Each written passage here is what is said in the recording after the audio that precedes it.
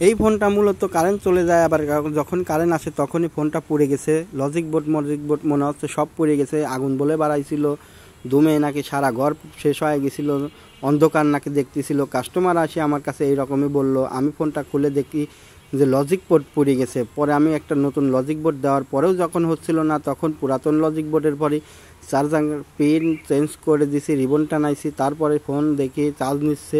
তো দর্শক, আপনারা ভিডিওটি সম্পূর্ণ দেখবেন, আর কিভাবে কি করতে হয় অবশ্যই দেখবেন। আমি সুন্দরভাবে ওয়াশ করে নিছি। ভিডিওটি সম্পূর্ণ দেখবেন।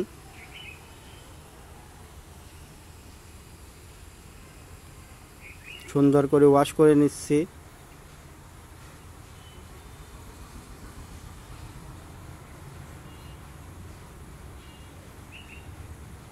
দর্শক, আমি সুন্দরভাবে ওয়াশ করে নেওয়ার পরে চার্জিং বোর্ডটা আবার ফোনের সাথে সেট করেছি।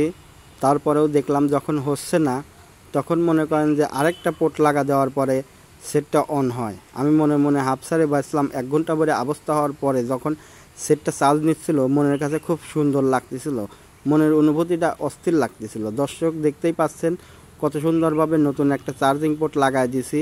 আপনারা অবশ্যই দেখতেই পাচ্ছেন, ভিডিওটা সুন্দরভাবে দেখতেছেন। একবারে খাপে খাপ মোটর ভাব, সবগুলো লাগে নাই কিন্তু।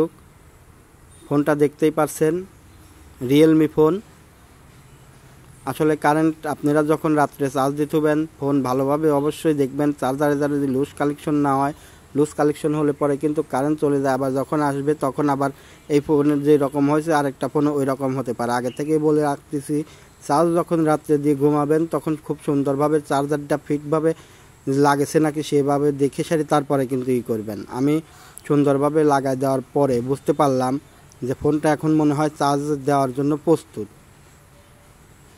খুবই সুন্দরভাবে লাগাই দিছি, যেভাবে ছিল ঠিক সেইভাবেই লাগা দিচ্ছি।